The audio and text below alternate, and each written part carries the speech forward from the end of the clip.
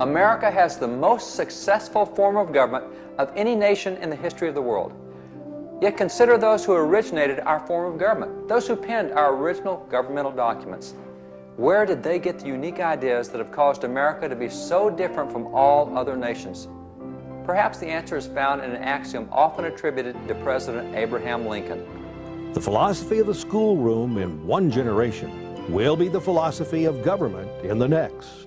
Try a few basic history questions from 1882. History questions about the United States Constitution. What is a writ of habeas corpus? What is a bill of attainder? What is an ex post facto law? Enumerate the powers denied to the several states. What are bills of credit? How many elementary students today, or even adults in this so-called modern and advanced generation, could answer such elementary academic questions as these from a century ago? Consider one final example of the educational content of previous generations. It is this book, The Federalist Papers.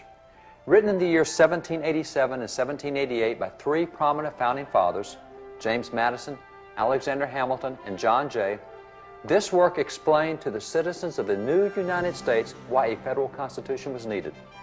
Even today, this work is still considered the single most authoritative source on the intent of the Constitution. There's currently a law professor in Alabama who requires his law students to read this book, all of it. And why not? Before they can become attorneys, they'll swear an oath to uphold the Constitution. So why not learn about the intent of the document they'll swear to uphold? Yet those law students, enrolled in today's graduate level legal studies, regularly complain to him about the difficulty of reading that old book. That professor nods sympathetically and responds, "I understand. This book was not written for someone at your educational level.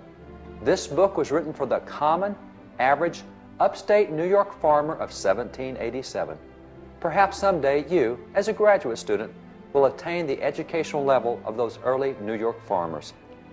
Indisputably, our early educational system was remarkable. In fact, since it was responsible for producing the longest ongoing constitutional republic in the history of the world, it is worth looking more closely at what, for 4 centuries, made the American educational system so successful and so different from all others.